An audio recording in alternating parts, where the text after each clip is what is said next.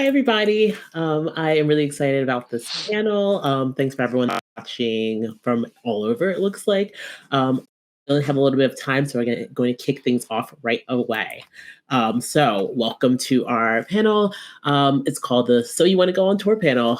So we met with a bunch of touring professionals and give you details about what goes into a tour, about like what their daily lives actually look like, where they actually sleep, what their schedules are like, where their responsibilities. It's going to give you like a big overview on like what it's actually like to be on the road. Hopefully that sounds good to everybody. Hopefully that sounds good to our panelists. And so with that, we're going to. So I want you to introduce yourself and give a brief overview on like what your day to day looks like, what you actually do, why you're on this panel. Essentially, I'm going to start with Kayla. Hi, everybody. My name is Kayla Erhardt. I'm currently in Boston, Massachusetts, and I was on tour with Coldplay for 8 months as a mic technician. Part of my daily activities were setting up mic stands for each stage and learning the ins and outs of that. And I did that for about 8 months or so, and I also went to Berklee College of Music, so I'm also a recording artist, and I do business management. Wonderful, thank you. And next, Jim Digby. Well, hello, everybody. Thank you for the introduction. I am the seasoned silver-haired veteran on the panel, perhaps. I've been on tour for about 34 years on and off, and in live events my entire life. My most recent long-tenured gig was with Linkin Park. I was a production director from the end of the first record cycle all the way through to Chester's Untimely Death. I also co-founded an organization called the Event Safety Alliance, which raises safety in live events as its priority. And we help to develop American national standards and practice guidance for how to do live events safely and touring. Thank you, Jim. Everyone's asking about where Luis is right now. So Luis, why don't you go ahead and introduce yourself? Hi, my name is Luis Mendoza Lua. I'm from Los Angeles, California originally. I'm currently on a tour bus. I'm in San Francisco right now. We're actually in the middle of coming into the Bay Area. I'm currently on tour with VIP Nation, which is a part of Live Nation where we manage all the VIP programs for every artist that you love. So if you buy those VIP tickets, for a meet and greet, for a lounge, for anything that comes with your package, we send out a rep to make sure that you guys get taken care of. So all those VIP assistants out there, they're in the chat. I see a few in there. So hello to everyone out there who's probably worked with me before. I'm on a tour bus right now. So if you have any questions like that, but here I am.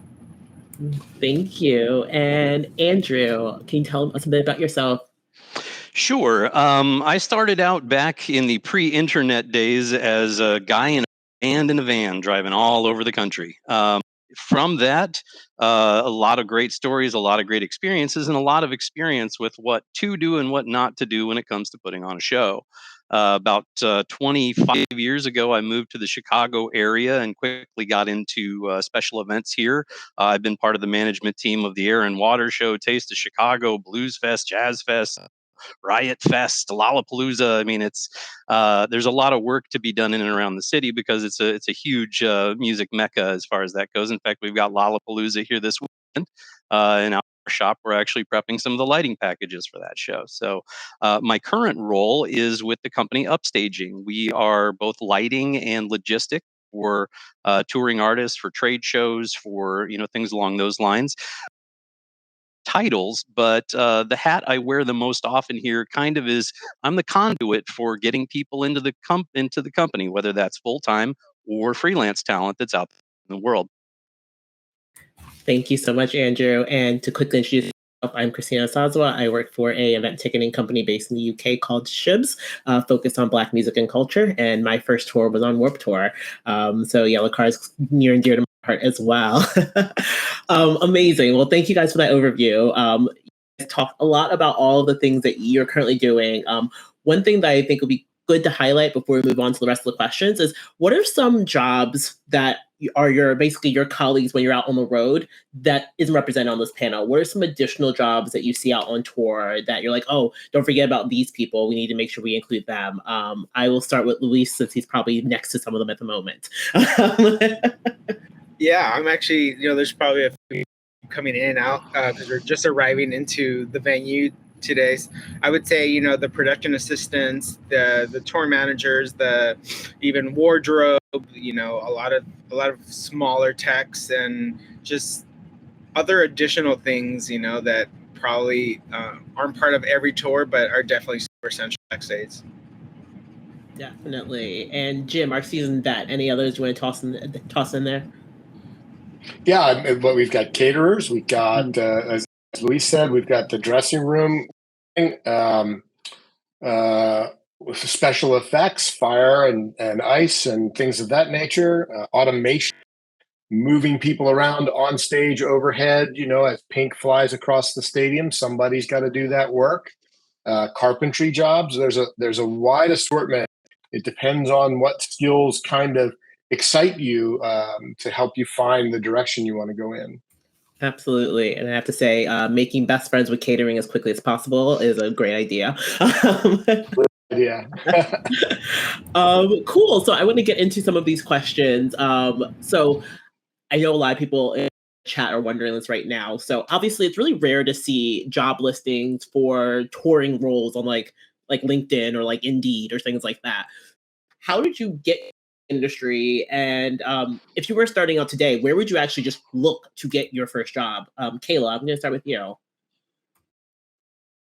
Yeah, so I think that how I secured my position on the Coldplay tour was kind of a very unique experience. When I was doing my degree at Berklee College of Music, I was also doing a ton of self-education programs throughout my education there. And so I was doing programs like Grammy U, Forward, Diversify the Stage, Wild Foundation, which are all just kind of programs that are implemented to allow the younger generation to learn about the music industry and ways to get into that. And so I guess about 2 weeks prior to graduating from Berklee, I had cold emailed of people that I had met through those programs. And I had said, I don't really know what I'm going to do with my life. Do you have any roles that you're looking to fill? Like up stages, I will happily be a water girl, like anything. And so I had gotten an email back, Diversify the Stage, saying that there was an opening assistant or apprentice position on the Coldplay tour. They were looking for interns. And so that's a very unique experience for me. I wasn't told it was for Coldplay until I was offered the job, but I definitely think that programs such as the list that I kind of gave you guys, as well as I'd say building your network will definitely help you with a job situation within the music industry. It's really difficult to kind of maneuver your way into a great opening job to start with, but I definitely think that those programs will introduce you to a lot of the professionals in the industry that might be able to lend a helping hand or kind of guide you in the right way. It must have been wild to discover after the fact that Coldplay was the artist you're going out with. Amazing. Andrew, what about you? How did you get your start? And like, if you were starting all over again now, where would you actually look to find your first gig? If my intention was to be part of this industry, which it was since I was 7 and went to I'm going to date it really far back now, the Casey and the Sunshine Band concert, who were at the height of their disco powers at the time. Had I known how to get into it, being a small kid from a small town in Iowa, I probably would have looked for opportunities to, when I was 16, to a local AV business, somebody that's supporting, corporate or meetings, or, definitely be on the AV team in school. From there, I would, branch out. We're actually starting a new program with community colleges offering a 1-year certificate program to people. And that's a great way to figure out if this is the life for you or not, because one of my roles here is to make sure that people don't have illusions about what they're getting into when they come here, and what they're getting into is a very hard job that is also has great rewards. So if I was giving somebody advice today, I would say, pay attention to your tech, learn your tech out there, and meet, network, talk to the local companies, send me an application, talk to me, let me give you some advice on where to go. I'll tell you though, a lot of folks like myself, I was the house drummer at a club in Chicago, and the sound guy said, "Hey man, I'm supposed to stage manage a gig this weekend and I'm double booked, can you cover for me?" And it turned out it was the biggest event in Chicago that weekend, and I was the main stage manager, never having done it before. After I kept that stage on time, and the company asked me if I wanted a full-time job. The next year, I was production and operations manager for the entire festival. So there are a lot of ways into the industry, and one of the things I'm trying to do now here at Upstaging is make it a little bit easier. I'm not as much a gatekeeper anymore as an advocate and an ally. Amazing. Love that story. Mhm. Again, what a surprise. It's full of surprises in this industry, obviously. Um, Luis, what about you? How did you get your start, and what do you do now if you're looking to jump into this? I still I still say the same thing that I said a long time ago, and kind of how I started is I always say get involved in your local scene. And when I say get involved in your local scene is whether it's your venue, whether it's your local record store, wherever you can find that community of people who love the same bands as you, or the people that are coming through your city. I feel that's the best way that you can get local experience. I did a Warped Tour for a very long time. I'm a and like people in the industry say, like if you can get on Warped Tour, or at the time do that tour, you can pretty much survive any other type of tour. But I definitely think just being involved somehow in your venue that you go to, because like Andrew was saying, someone at some point is going to recognize and say, "Hey, do you want to come and do?" Always leads to other opportunities. So yes, get involved with your local scene, whatever that is, in whatever capacity. Absolutely. That I got my start with street teams, running artist street teams first. I was going to say street teams. I was on every street team back in the day. Exactly. Exactly. My first job was running Atlantic Record street team, because I was running street teams basically. I was on the street team. Hey. Amazing. Look at that. And Jim, what about you? How'd you get your start, and what would you do if you're looking for a role now? Yeah, I was the AV drama nerd in junior high school and then high school, and never looked back. I had a wild chase up to touring that had included Disney doing fireworks and lasers. But I think suggest today as another opportunity, which is it's a people business, as you've just seen, right? Everybody's communicating, everybody's instant friends, and it's really, really important to practice your people skills and put yourself in places like the conferences that take place around our business, and network and meet people there, and have people remember you as being eager and energetic and positive. And that's another great way. I mean, I am completely aligned with look for a local scene. I'm completely looking for an AV shop that supplies tours. All of those are bridges to success, maybe combinations of all of those things, but also get out there into the conference spaces where people like myself and everyone on this panel gather and commune for a 3, depending on the conference. Amazing. Love this advice. This is really good. I think we're kicking things off well here.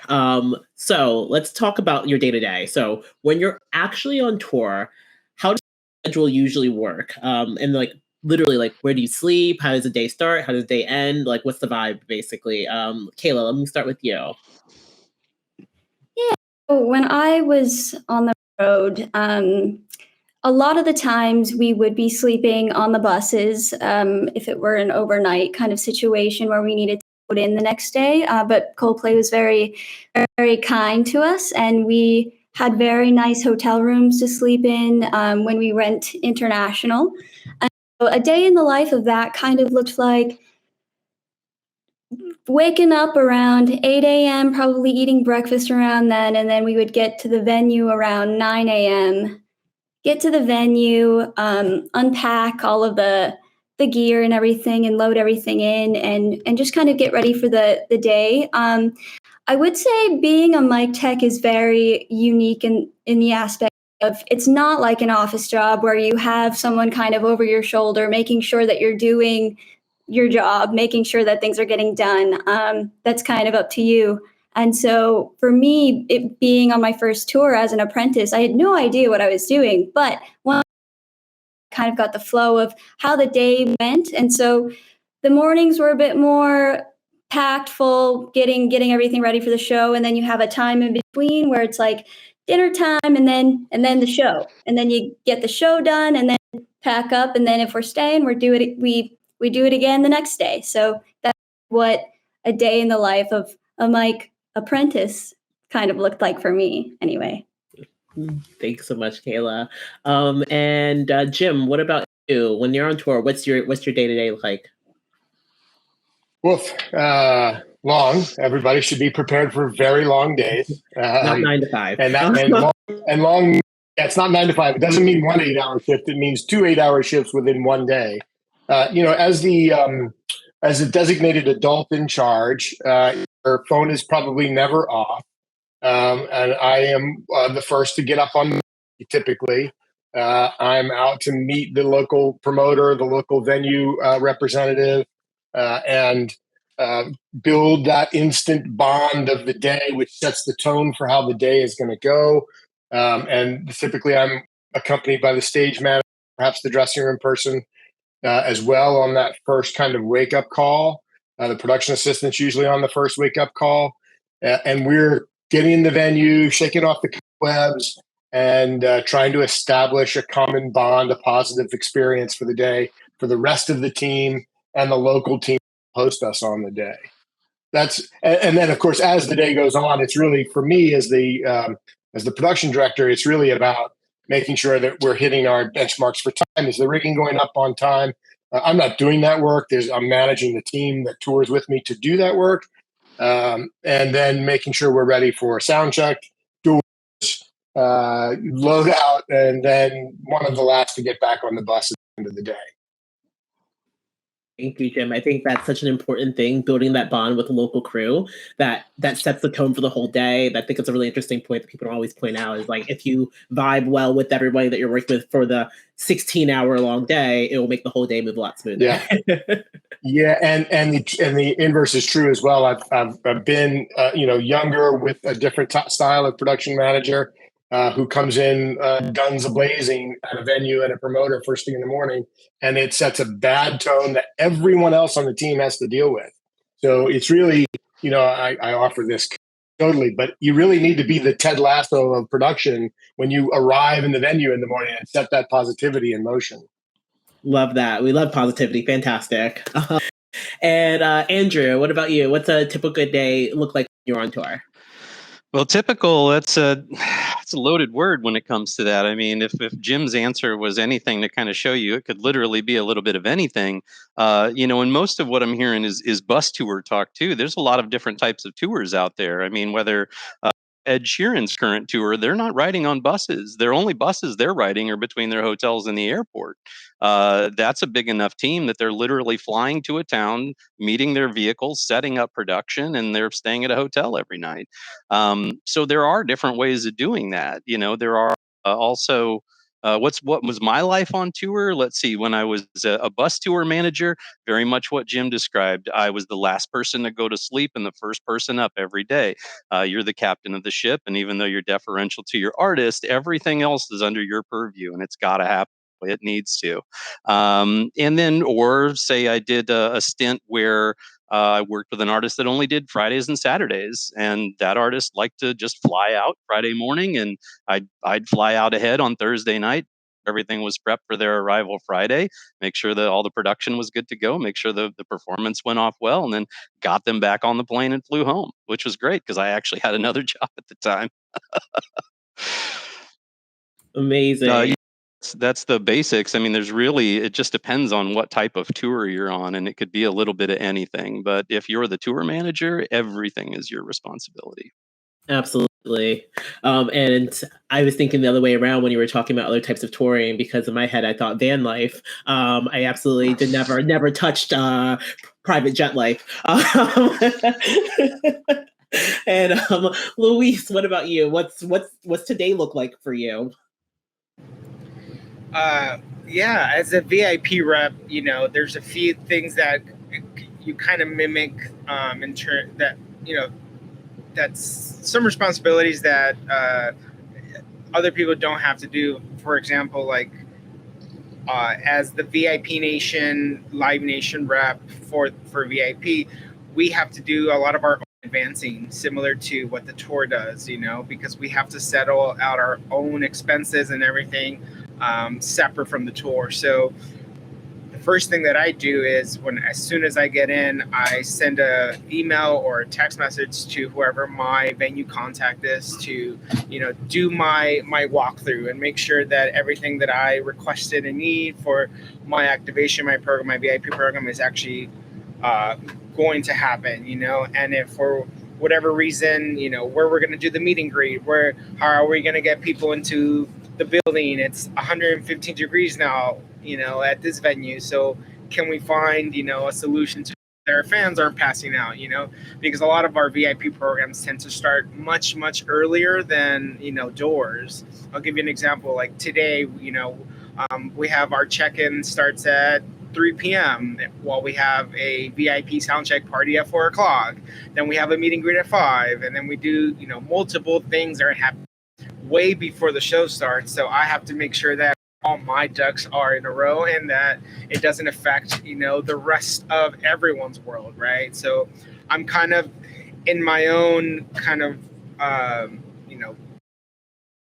siloed out, but definitely just like make sure that what I have to do just doesn't, interfere with anyone else's, day to day. So it's a pretty packed day, but I am probably one of the only people where that when I'm on a tour like this, where I do get to finish a little earlier than everybody else, but then I still have to do a lot of like porting for Live Nation, a lot of, for my day, make sure that, the VIPs that are here got what they got or were able to successfully attempt all the things that they purchased. And then if not, like what we're for the day and what can we figure out to make sure that it doesn't happen again, So troubleshooting, a lot of putting out fires on a day-to-day basis.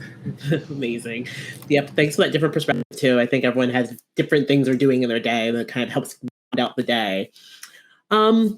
Speaking of schedules, taking a step back from your day-to-day and thinking more about like your life as a whole, like how do you manage like inconsistent schedules or sporadic work, and like what are the trade-offs that you're facing when you're going on tour versus just being in an office job? Luis, I'll start with you because obviously at a company like there are people that are working back home in an office. What are some of the trade-offs that you've experienced? Like how do you deal with life basically?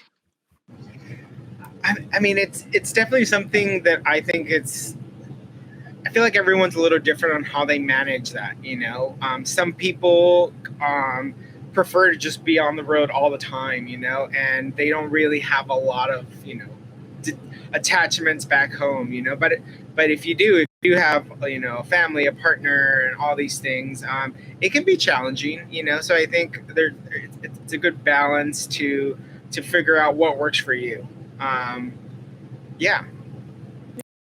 Thank you. And Andrew, what about you? What were your trade-offs that you experienced when you were out on the road versus at home and things like that? Well, working the day-to-day when you're at home, you go to the office, you come home, it's a normal day. It's being on the road is nothing to do with that. And I'm, from an older generation unhealthily, we just worked and we worked and we worked and we worked and then we just worked some more. And then if somebody complained, we told them to, rub some dirt in it and walk it off. It was kind of a thing. So, but now what I'm really excited for is having gone through all that trauma is that we have people like Jim and myself out here in the world and with the Music Forward Foundation.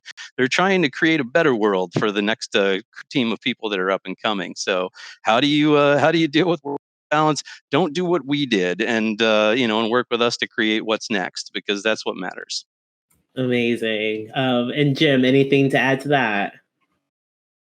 I think it's from the senior side of the veteran side of it, it's been said. But what about Kayla? I mean, what did you find when you went on your first tour? Is really exciting. The people want to know, Kayla. Well, I will say it was really interesting kind of talking to the people that had been on the tour, that have toured their entire lives, spent 20 to 30 years in the industry. And a lot of it was just kind of, I did run into people who didn't have attachments to home, didn't have much time to have hobbies and stuff like that. And I will say that if touring is something that you'd really, really like into, I think having a good balance, and this is also to each their own, to each your own, but having a good balance of being out on the road and then having something to come back to, I think for me personally was super important. I think life in general is just kind of a balancing act. And once you can kind of figure out what works for you and what doesn't, kind of like Luis said, the happier you're going to be in your business, if that makes sense. I think you need to go into it with your eyes wide open, right? You acknowledge, but don't go into it thinking it's going to be an 8-hour day. It's going to be a 16-hour day. If it happens to be 15 today, yay. And I think when it comes to relationships, right? When it comes to relationships, it's really important, I think, that the person who is your partner has their own life and is stable in their own way and has their own pursuits of their own joys, so that they're an independent person, you're an independent person, so these two independent lives can coexist. And when you get together, that's the beauty of the relationship. It's a very challenging work if you have a partner who is constantly in need of contact and wanting to know where you are and what you're up to and why didn't you call. That makes it extremely challenging. So in my experience, at least, find somebody stronger than you as your partner. That's the real stuff. Yeah, yes. That's real stuff. When people talk about going on tour, they don't talk enough about the relationships that they're giving up at home and things like that. Thanks for that, Jim. Cool. So thinking about let's go to a happy topic. What have been some career highlights, some of the most rewarding parts of your job thus far? Kayla, let's start with you. One of the most rewarding parts of my job. In Paris, I bumped into Lenny Kravitz with a mic stand once. Totally kidding. That's not the most rewarding part of the Pretty job. cool, But I would have to say just the rewarding part of the job is learning from the people around me. I really fully believe that. I think that the people that I surround myself with definitely have an impact on me professionally and how I interact within the workplace, and having good people around me, it helped a lot. And so I guess the most rewarding part for me was being in a position where I could learn so much professionally and feel like I was at the time, and being able to walk away with that knowledge and confidence to reach out to other people once that gig was over. So I guess that was the most rewarding part for me, was just the social skills that I had gotten from being on tour for 8 months and getting to know the people that I was working with and doing things like this. I get to meet a ton of new people. And so, yeah, I think that's one of the biggest rewards for me, is walking away with that knowledge and that support system of people that I can go to ask questions or anything I might need to ask. Amazing. I can hear you like working through your epiphanies in real time. Like, this is great. No, it's great. It's wonderful. Does have anything they want to add, like a highlight or things that have been really rewarding about the role? Yeah, I think one of the biggest things, as being a music fan myself, when I was, a teenager and going to see my favorite bands. And, you have these like grander dreams of like, oh my God, I want to go on tour. I want to do this. I want to do that. And, now getting to have that impact on people, whatever it is, right? So we're bringing happiness to people's lives. Like seeing music back in its full glory and seeing the demand that there is just a testament that what we all bring to people, on tour or locally at a festival is we are really bringing this moment of happiness for people. As a fan, makes me also like super happy, especially when I see people, like I have to deal with a lot of great people that come to the show, and they're the super fans, right? It's the people that without these people we would not be here, right? So it's part of that reason is that if I can bring someone's like, hey, I'm going to take you to meet your favorite band, and everyone always thanks me. Oh my God, thank you. Like, one of the things I tell myself and have to remind myself is that if I'm having a bad day or I'm stressed out for whatever reason that wouldn't happen that day, I try not to make sure it doesn't reflect in how I communicate with people who are coming to be there for one day only, because they're going to remember that moment for the rest of their life. And for me, it might just be another day, on, the 300 out on tour, and it might just bundle into another day for me. But for them, it's a completely different experience. So that I think is like the happy point for me is that like, oh my God, I'm giving these people something truly special, and I love that. I love that. That's an amazing way to look at things. Let's go. I think we have time for maybe one more question from me, and then we have tons of questions in the Q&A area we're going to get to. So I think last question from me is, I think it's the kind of amalgamation of a lot of questions in the Q&A actually, is how do you go about getting your next job, basically? Like, do you have a resume that you share with people? Is it truly just through like word of mouth? Are you always kind of like looking for like the next tour, or do you go from like big tour to small tour? Like, is that how progression works? And it's like a lot of questions mashed together, but basically it's like, how does your career progress, and what do you do to make that happen when you're working in like the touring space, basically? Please, let's start with you, actually. As a VIP rep for VIP Nation, I'm always looking for my next tour. But a lot of times, for me specifically, is I'm working with the office or my the project manager on the tour that I'm working for, and be like, hey, is there any other opportunity for me to go out during this lag? Like for example, I'm out right now with Yellow Card, and I'm also in the middle of another tour with an artist, Marco Antonio Solis. And then after Marco Antonio, I'm heading out with Red Hot Chili Peppers and doing one, and I just with Alicia Keys. So I bounce around based on where I'm needed for VIP Nation. And then in between those tours, I'm always, hitting up all my friends that do festival work. I'm like, hey, do you have time for me to do this? So I'll send my resume to people that need it, when they ask for it for other tours or for other gigs.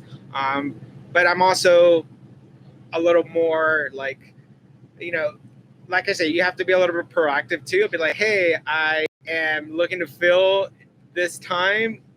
What festival can I go, and do some extra work?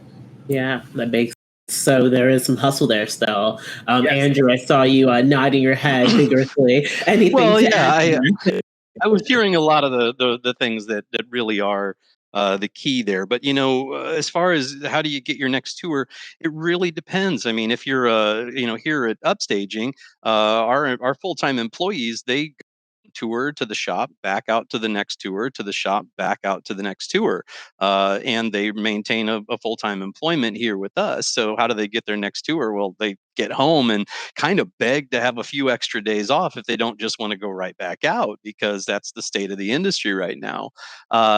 as far as freelance talent goes, people that already have touring experience, it's really just diversifying where you send your information to. Make sure everybody knows about you, because a lot of times when a need comes up, I mean, there's two types of planning that we deal with when it comes to staffing in this world. One is the long view, where we have that, 6 months from now, the buses are going to roll, the trucks are going to get loaded, we're going to do a thing. Here's the bodies that we need in the right spots. Or there's the other version, which is how a lot of people, like myself included, get that opportunity. And that's just make sure everybody knows what your availability is, and somebody's going to have that need that's on fire and they have to put it out, and you're going to be on that call list. I've hired a couple of people this year who had no experience but came out of school with the same experience I see on almost every resume, and that's okay. Then I meet you and I figure out where you're coming from, and that person just called me. She called me every 3 weeks and was like, "Hey, what about now? Is there opportunity now?" And I finally said, "You know what? If you're willing to move here, we're going to train you to be one of the." And she's moving here next week. So, there are a lot of different ways to do it, but the easiest way is really just to hustle. Make sure everyone knows your name, figure out every company that's out there, and make sure they have your availability. From there, it's going to happen. That you just have to persevere. Love that. I did my first tour literally because someone, hey, we need a merch girl, and it was with my friends. Like making sure you have the friends, the contacts network is really, a lot of what it's all about, right? That really Kayla, is true. Yeah. Kayla, anything you wanted to add to that? Have you started thinking about what your next tour is going to be at? For me, it's a bit difficult to answer because I am interested in a lot of different things, and right now I feel like I'm in a mind space where I have just graduated from Berkeley and I had experience going on tour as an audio tech, and I think that I'm still trying to explore the different pathways in touring and see what I can kind of maneuver myself into, and just kind of being honest with myself in terms of, do I really, really enjoy this? Or do I enjoy that more? And I think that I am lucky because I am in a space where I've had that experience of seeing all of the different roles on the tour. And yeah, I think that I definitely learned a lot in terms of Andrew speaking about upstaging as well. Like, I had learned a ton about Firehouse Productions, Claire Global, which are both audio companies. And so I had a chance to go to the shops and check things out. And it was really a cool experience. But can you remind me of the second part of that question, Christine? Yeah. So essentially the question was like, what do you do for, like, do you maintain like a resume? Do you just call people up? Like, how do you actually go to the next role essentially? Yeah, so I think what was said before is just, keeping your network close, and the network that you create based upon the past jobs that you've had experience as well. I think that keeping in touch with those people, as well as word of mouth, is huge in the touring world. Huge, I've been told. And so I definitely think the bigger your network is, the faster or maybe easier it would be to hop on the next tour if that's what you're looking for. Thank you. So we have lots of questions here. I'm going to kind of combine a few together. There's a lot of questions about just like, basically, how does HR work when you're on tour? Conflict happens if you're not getting along with somebody. What do you actually do? Jim, I saw you nodding your head first, so I'll go to you with that one. It's the question I want to dodge.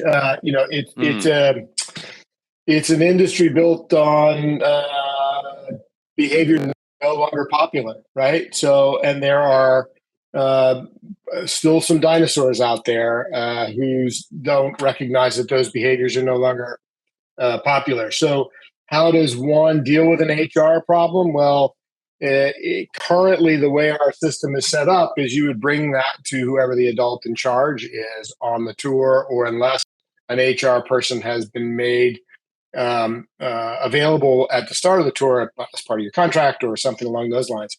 in the company setting, I imagine Andrew will say that there's a direct line to HR. In the touring world, it is late to develop and doesn't really honestly exist in a uniform way. You may find some tours who are very dedicated to making sure the environment is safe and healthy for everyone, and you may find other where people are nope, don't have that. So it's a challenge, and people need to know what their own personal boundaries are, and need to be able to walk away if they're violated. Yeah. Yeah. Thank you for that, Yeah, Jim. that's Andrew, yeah, you have a different perspective given that you Well, have. no, I actually do have a very similar perspective Okay. to what Jim was just saying there. But I, of course, then got a text and looked away from the screen for a minute. So pose me that question one more time. Yeah, so given that you have full-time employees, I imagine your kind of setup is, I presume, do you have HR? How do people handle things with you? Well, yeah, that is true. So our full-time people that are here in the shop, we have a person to go to, that is, and then also, another part of my role, because I have a lot of different facets. What I do is that I'm like, your friendly uncle here, where anyone that works in the company, if they're experiencing something, they don't know which way to go with it or what to do, or maybe they don't feel comfortable, broaching those situations with their direct supervisors. Maybe an issue is direct supervisor. I act sort of like I don't know how I would put it for the widest understanding, but I'm kind of like a chaplain at a school or in the army, where you can go talk to that guy if you got a problem, and we'll figure it out as best possible. But yeah, most are in the touring world I came up in was like, you don't like it, then leave. That's why I want a better world for everybody that's coming up behind us. Yeah, agreed. And Kayla, there were some specific questions around what's it like to be a woman out tour. So if you have anything you want to share about that, people would love to hear it. Yeah. So you can't see my height in the box, but I am 5'2". I'm a very small woman. And my experience on the Coldplay tour was quite unique in the way that they had specifically wanted apprentices that were women, because they realized, all right, we're lacking some women representation on our crew. And so I had went in with 4 other girls that were all similar to my age. And I would say one of the biggest challenges was probably mental. A lot of the self-talk that you give yourself as a woman on tour, especially if you're feeling like there aren't many of you. I think it's important the way that you kind of navigate emotionally through that. A big thing for me was I always kind of self-talked myself into saying, I'm so small and I'm just not getting the job done as fast as so-and-so who's a man, or I'm not doing it as well as so-and-so. And I think that was the biggest challenge for me, is just kind of getting past that mental and emotional block, saying that I'm doing the job differently, but not as accurately or not as fast. And that's not true. I think I'm glad to say that I do think that crews are definitely diversifying, and I do see more women on other tours, and it's really a very nice thing to see. But yeah, I would just say the biggest thing is probably going to be the mental and physical idea of not being able to be as beneficial as some of your male crew members, and I don't think that's true. So don't tell yourself that. Love that. And on that note, we have to end things. I know a lot of people really appreciate that end note, actually. Thank you all so much for your time. Thank you to our panelists. Thank you to the very active chat.